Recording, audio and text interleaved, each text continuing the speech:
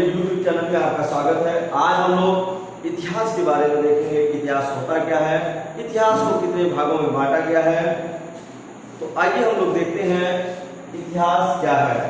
तो आपको बोर्ड पर लिखा गया है कि इतिहास को इंग्लिश में क्या कहते हैं, हिस्ट्री कहते हैं।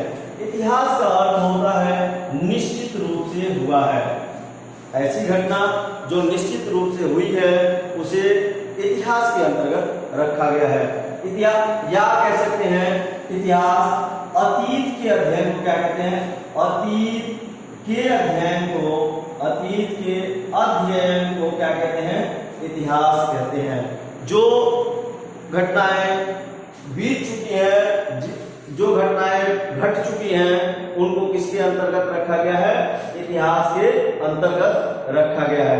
कहने का मतलब इतिहास में उन घटनाओं को रखते हैं जिनकी अपनी क्या है, या तो उसकी संस्कृति है, ऐसी घटनाएं जिनकी कोई संस्कृति है या उसकी क्या कोई सभ्यता है। इतिहास के अंतर्गत उन घटनाओं को रखा जाता है जिनकी अपनी कोई संस्कृति है या उनकी कोई सभ्यता है। अगर हम बात करें इतिहास की, तो इतिहास को हम लोग तीन भागों में बांटकर देखते हैं। कौन कौन सा है, एक है प्रागैतिहासिक, दूसरा है आद्यैतिहासिक और तीसरा है ऐतिहासिक। कहने का मतलब प्रागैतिहासिक जिसे प्री हिस्टोरिक कहेंगे, आद्यैतिहासिक प्रोटो हिस्टोरिक और ऐतिहासिक हिस्टोरी कहते हैं। आइए आगे बढ़ते हैं, देखते हैं। प्रागैतिहासिक के अंतर्गत पाषाण काल को रखते हैं। किसको रखते हैं, जिसको स्टोन एज कहा गया है। प्रागैतिहासिक काल के अंतर्गत किसको रखते हैं, स्टोन एज, पाषाण काल को रखते हैं। प्रागैतिहासिक ऐसा समय जब मानव ना तो लिखना जानता था, लिखना और पढ़ना नहीं जानता था, ना तो लिखना जानता था ना ही पढ़ना जानता था। ऐसे समय को हम लोग प्रागैतिहासिक काल कहते हैं। आद्यैतिहासिक काल, इस समय का मानव लिखना तो जानता था, लेकिन इसका लिखा गया अभी तक आज तक पढ़ा नहीं गया है।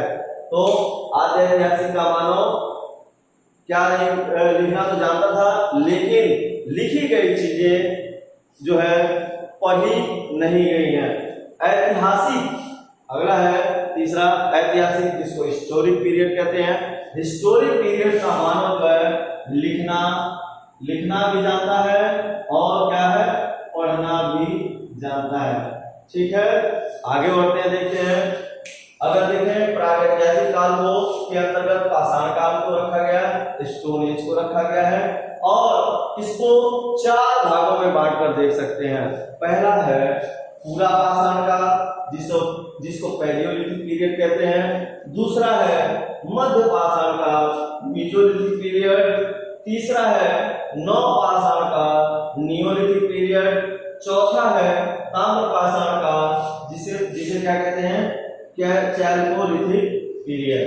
ठीक है, अगर बात करें आद्यैतिहासिक, जिसे प्रोटोहिस्टोरिक कहते हैं, इसके अंतर्गत सिंधु घाटी सभ्यता, इंडस वैली सिविलाइजेशन को रखते हैं और हड़प्पा को रखते हैं। और इस समय जो है कांसा का प्रयोग किया गया, इसलिए इसमें कांसे को भी रखा जाता है। कांसा का एक एज है। अगला है ऐतिहासिक काल।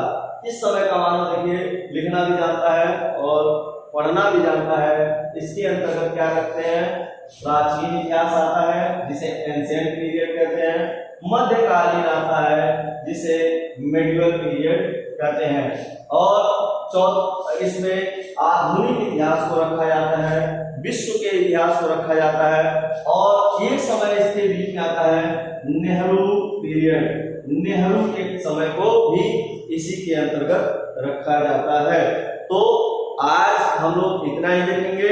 आने वाले वीडियो में हम लोग देखेंगे कि प्रागैतिहासिक का जो पार्ट है पाषाण काल के बारे में पूरा हम लोग देखेंगे, पूरा डिटेल देखा जाएगा।